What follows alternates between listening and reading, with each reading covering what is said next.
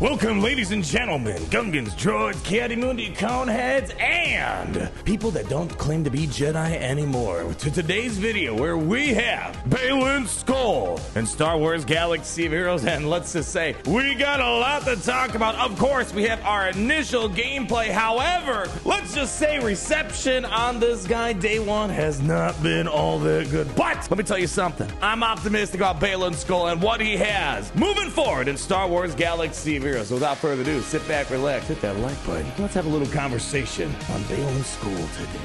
So first and foremost, I want to just talk about the epic confrontation event one must destroy in order to create. We had a blast hanging out yesterday. Big thanks to everyone who came out to the stream when we unlocked them and did the testing. There's a card in the top right-hand corner if you want to see the fun that we had. In regards to the event, unfortunately, I gotta say, this was one of the most boring, uneventful, laziest events they've ever done. Kind of sad, because when I look at Galaxy, one of the things that makes this game so special, to me at least, are these unlocks that we get for these legendary type of characters, and I feel like they put the lowest amount of effort in this event here. There wasn't even any dialogue. The good news about this event, it was very easy. You can technically auto it most likely, so some events don't even let you use auto. You can at least use auto here. It seems to be the consensus is this is probably the second worst legendary event of all time, just in terms of the uneventfulness and day one performance. And let's talk about that day one performance now, shall we? So I want to emphasize, before we get into the longer conversation we're going to have today, why I'm optimistic about Baylan Skoll despite day one performance not being the best. I want to remind you guys that this team is missing three very powerful, chunky Grand Arena Omicrons, and technically number 4 is we're going to talk about ideal starting team because of Hondo Onaka. And speaking of Omicrons, I'm updating my spreadsheet, adding the Mercenary. So if you look down below, there will be a new tab for Mercenaries. There's a link down below. If you have no idea what this spreadsheet is, pretty much go through all the factions, give Zeta recommendations, still going through updating with some other stuff, but we also have modding suggestions as well. Here are the Omicrons in their order that I would recommend, as you can see right here, and these are very powerful Omicrons. This is just looking at Baylan, and the last two members we're going to talk about are kind of up in the air right now, but we know the core is going to be these three, Baylan, Shin, as well as Marak. We also got our Zeta order as well. You know, there's a couple of Zetas that are going to be very important for this team. We have modding suggestions as well. So again, link down below if you want to see how we're modding these guys, what I recommend for Omicrons as well as Zetas. So let's just get to it. How is Baylan day one? Not amazing. If we're looking at non-Datacron gameplay, and this is important because yes, he's got a powerful Datacron. I have a little bit of a bone to pick, as we're going to talk about later on in the video, about his exclusive Datacron that you only can get right now in his epic confrontation. Not the next time, just right now. But in terms of vanilla power, before we look at Omicrons, again, 4 Omicrons missing. Let's be pragmatic, and I'm going to tell you the one thing that's going to change this drastically. It just doesn't look to be that amazing right now, because so much of his power is just gated behind those Omicrons. I consulted a lot of other top players, and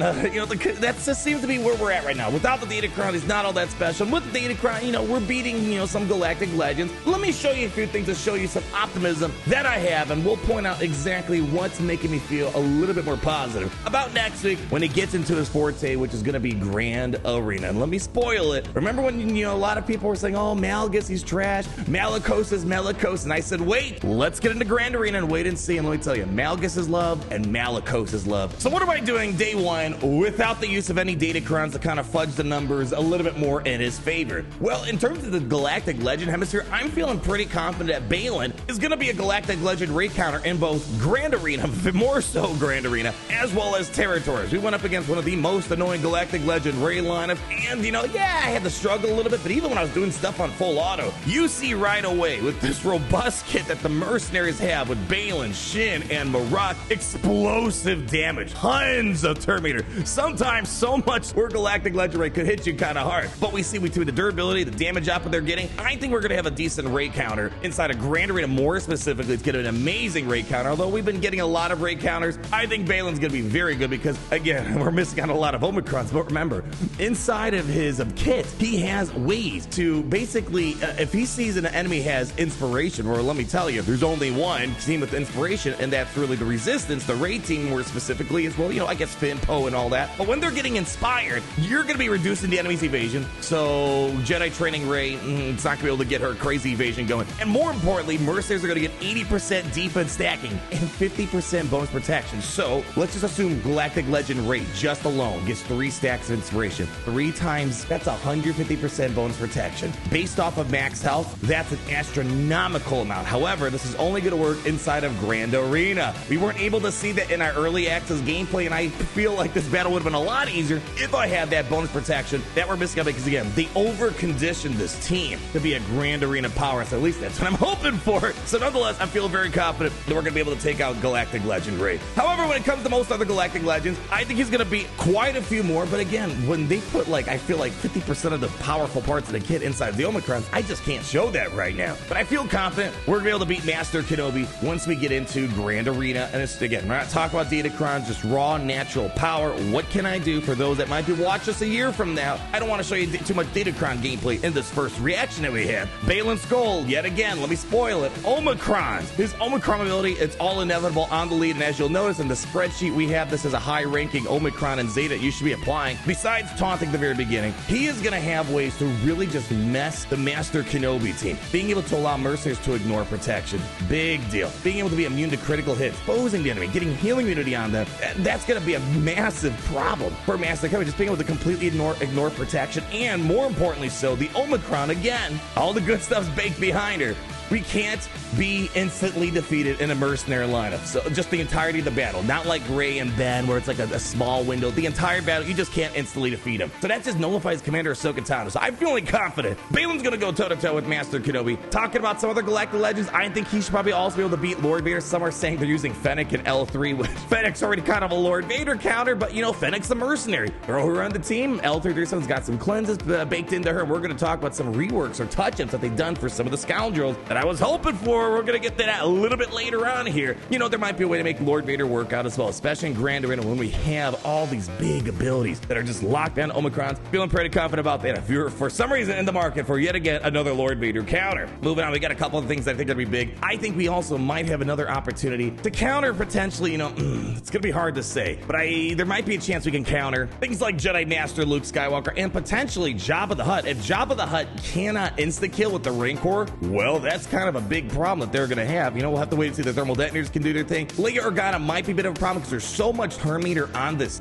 Because of Marok's unique ability more specifically, it might be hard to work against Leia because you're not going to be able to land critical hits, at least on paper. Again, a lot of this is going to change as we get into Grand Arena. Again, most of this is hypothetical, but at the minimum, I feel like I can kind of promise you guys Rey for sure and Jedi Master Kenobi more specifically in the context of Grand Arena. But now here's where the problem comes in. Oh, the non-galactic legend stuff. And we have a lot of defensive gameplay to show you guys. And it's, let's just be real, it's very embarrassing. In terms of day one performance for a legendary style character, this is it's seeming like the second worst day one performance we've seen for a legendary, with Grand Inquisitor taking the cake. Day one, very disappointed for Grand Inquisitor. Luckily, Grand Inquisitor got a lot better with Reva, so you know, okay, we can kind of look past some of that. His event was also a bit of a nightmare for different reasons. His event, Baylan's event wasn't a nightmare, it was just boring, uneventful, not a lot of effort was put into it. I feel like my garbage green screen intro that I did had more effort than the event. Anyways, we're getting off topic here. Then this is where the biggest problems come in. Yeah, we're seeing the glimmer of what he could do against Galactic Legends. Cool. Problem is, on defense right now, in the context of squad rated no Datacron, look atrocious. It is rough. Basically, this team, Baylan Skoll, is pretty much vulnerable. Not the debuff vulnerable, but it's basically open to teams that just have massive turn meter engines. They just get rolled over. Baylan Skoll's team, that is. We go Commander Luke Skywalker, turn one, boom, get nuked. We see, for example, General Grievous, get the target locks, you're rolling. Imperial Troopers. I mean, Capital Games has been made a top tier effort to pretty much kick Imperial Troopers out of the way. Don't make them as useful nowadays. Imperial Troopers are running over them. That's a big problem, because if you're getting ran over by Imperial Troopers, that means you cannot be on defense. But we'll get to that in a second here. Finn Resistance was also a problem. We were cheering when Baylan was able to at least stop like Bad Batch and Geonosians. So we're seeing a lot of these things, or even Dr. Aphra, another kind of turn meter relying thing that we have. Baylan Skoll right now is very prone to that. And here's the thing, hypothetical, you got to kind of expand your imagination and have a little bit of dash of optimism. But when I look at the Omicrons for Baylan Skoll, I think a lot of these problems, both on the offensive and defensive side of things, are going to solve our problems. So let me point you in a few directions here. First and foremost, the leader ability, it's all inevitable. When Baylan Skoll taunts and there are no Galactic Legend enemies, he inflicts doubt for 1 turn. While in Grand Arenas, when he starts the battle, Baylan's gonna pre-taunt with this Omicron, assuming he is leading. So what does that mean? If turn 1, I'm applying doubt, well, that means troopers can't run turn meter, because remember what doubt does? You can't get buffs, you can't gain turn meter. Well, that's gonna solve a lot of these things here. Imperial troopers, doubt's gonna ruin them. That's why Malgus kind of stopped Imperial troopers from doing their thing. Commander Luke Skywalker, well, if they have doubt, they can't get turn meter. General Grievous, they have a little bit of cleanses. We're gonna talk about, cleanses and resisting the doubt, but his thing's all about a turn meter engine. Well, that's gonna kind of get shut down a little bit, assuming Magna Guard doesn't get enough cleanses out there. Same thing with Zori, you're gonna get doubt out there, it's gonna slow them down, but they can cleanse it and move on. Remember, unlike Malgus, who turns doubt into fear, Baylan doesn't do that. Baylan's just gonna apply to doubt and hope that it's gonna stop things. But keep in mind, you could technically resist this. You might be like, oh, just bring in like Jedi Knight Revan Lead or someone of high amounts of just tenacity up being passed around at the very beginning before Baylan gets running. Well, this is where the catch-22 comes in. Cool, you stop the doubt, you can get your turn meter, get your buffs, but now you're gonna run into the problem where the Marok unique ability kicks in. Whenever an enemy resists a debuff from a mercenary ally, all mercenary allies gain 10% turn meter. So we showed this, for example, in the context of Boba Fett's Sign of Django. It was cool, right? Get a lot of turn meter moving when Boba Fett does his AoE. Baylan starts the battle, he's trying to apply doubt. Let's assume the entire enemy team resists. Well, what does that mean? That's gonna trigger this unique ability on Masked Hunter, and Marok is gonna feed 50% to the Baylan Skoll team. That's a big chunk of change, people. So even though you're trying to work around the doubt, Baylan's basically gonna win regardless. He's either gonna get the doubt on you, or he's gonna feed turn meter to his team because the enemy's resisting the doubt. So you see that catch-22 situation. That alone right there, I think would be the biggest change. It's gonna make people a lot more satisfied with how Baylan should be performing on defense of a character of his caliber being an epic confrontation. So that's why I'm holding on to optimism, is because when he taunts, he applies doubt, and he's gonna apply doubt at the very beginning of the battle. Now, besides my optimism, I want to point out a few other cool things that I can at least show you guys right now. Let me tell you first and foremost, the power such as you've never dreamed ability. Oh my gosh, does this thing feel amazing. It's sort of like a Jedi Knight Luke thing, but again, I like this kit because Baylan seems like he's gonna win one way or another. And what I mean by that is, for example, we talked about doubt. He's gonna win whether he applies the doubt or he doesn't. Power such as you've never dreamed. Before you even look at the Omicron, he's able to first off deal damage to everyone, dispel all the buffs on them, and stun them for 1 turn. So it feels almost like a Jedi Knight Luke stun. However, enemies could resist this stun, and they instead would lose 50% turn meter. That's a big chunk of turn meter that gets removed. But furthermore, he's gonna be able to ramp up mercenary allies' offense through this ability, which is great. And once you then when you take into consideration the Omicron on this, enemies who resist stun, they're gonna lose 100% turn meter. Oh my! You're either gonna get stunned or you're gonna lose your turn meter. That is a big thing that he's got going on here. And he's gonna get armor shred, of course, and then he's gonna gain ways to ramp up the speed on the team, which is gonna be kind of a big deal as well. Between these Omicrons, and of course we didn't talk too much about his unique ability Masters and Apprentice. For example, I like the fact that in Grand Arena when he gets his Omicron, he's gonna feed tons of speed up to the team. Anytime he's damaged when taunting, keep passing around speed up. And this team already has some high speeds associated with it. We have ways to ramp up speed. Adding speed up, which is what, another like 25%. This team's got some serious speed, turn meter, damage behind it. Really, at the end of the day, I think we just got to worry about that doubt. Oh, and one more cool thing. We've received a lot of Malgus counters since Malgus came out, but nothing to the extent of this. If you're someone that cares about Darth Malgus and finding ways of beating him, Jedi Knight Cal Kestis was the real first counter to Malgus, right? That didn't require anything too big. You can just take a bunch of leftover Jedi, Cal's got you covered. But this is the biggest FU to Darth Malgus that we've seen. Check this out. Darth Revan applies fear to my team, and basically we everything to nuke the Darth Revan Malgus team to we cripple them. We get them to like 1% health, we lock in healing immunity, they're done. I have never seen such a deadly hard counter like this. Like, it literally was a huge FU, and this again comes from the leadership ability. Hopefully you guys can maybe see my optimism that I think in Grand Arena before even the Omicrons and Datacrons, just seeing what we're missing and seeing how those Omicrons especially, and I guess Datacrons secondarily, are going to supplement what's missing. For me, as a Grand Arena meathead here, the Grand Arena is my heart and blood. Grand Arena is the reason why I love this game. I'm feeling optimistic, and hopefully you guys are that have Baylan. And if you're looking forward to getting Baylan, I guess you'll be able to see the Grand Arena and see, well, did my optimism pay off, or did it not age well? Now, in terms of the actual mercenary team, we kind of showed a variety of gameplay. I still think it's maybe a little early to 100% know the final 2 members. Obviously, Baylan, Shin, Marok is going to be your core 3. I think Hondo's going to be a pretty solidified 4th member to the team. Number 1, his Omicron. We talked a lot lot about Omicrons being missing. Hondo didn't feel, I mean, remember day one Hondo didn't really feel that great day one because, again, Omicrons. I just wish at the minimum, enable Omicrons on Squad Arena so people can get excited. And here, CJ, I'm going to give you the business part.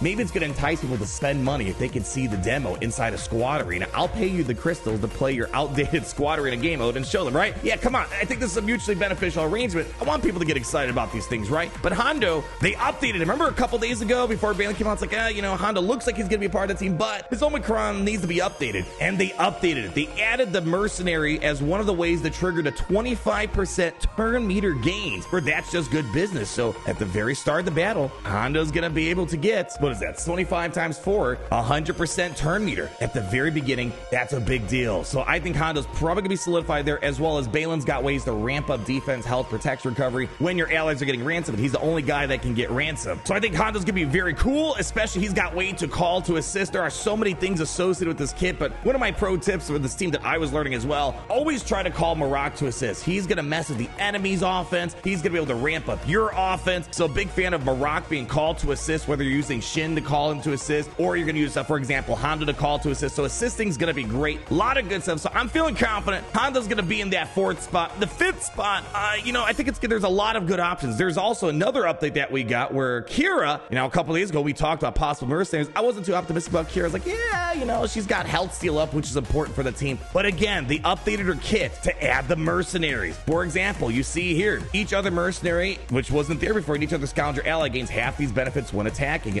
In regards, 40% potency as well as the critical damage. Mercenaries couldn't get that before. Now they can. Joint operation is going to be able to give additional benefits for mercenaries. If you're calling a mercenary ally to assist, they get 30% more damage. That's a big deal. Also, on top of that, scattering blast is a buff the spell. Having another buff the spell on top of Baylan is probably going to be nice to have. So Kira's looking like a good 5th member. There's going to be, I think, a lot of other opportunities for other characters potentially. But again, I think it's going to come down to Hondo's going to be probably the go-to 4th, at least in Grand Arena. And I'm curious to see how mission's going to work. Zalbar is going to work. Other good options that we saw were Dengar has a lot of AoE potential to push turn meter for your team. He also has ways to prevent stealth on the enemy. He can call people to assist on his basic ability. Embo could be good for his basic buff spells to get taunts out of the way. If your Fennec could be good if you're going up against Lord Vader like we discussed. Buffet Sign of Django, maybe in Territory Wars he could be a lot better. I wasn't seeing him being that good inside of Squad Arena, but Grand Arena he could be great too. So I like that. It seems like we have a lot of cool options at the very minimum. A lot of the power is mostly front-loaded in Baylan, Shin, Marak, but I like that we have some other options in front of us, and I'm really excited to see Hondo,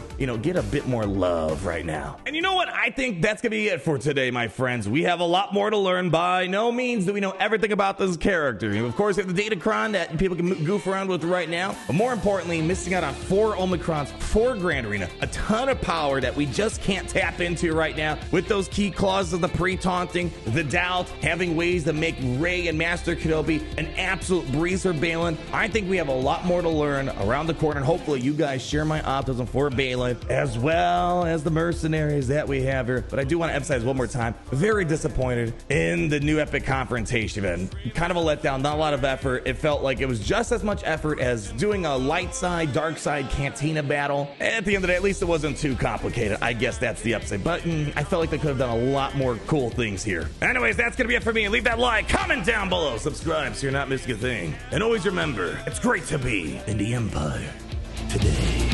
The sun never sets.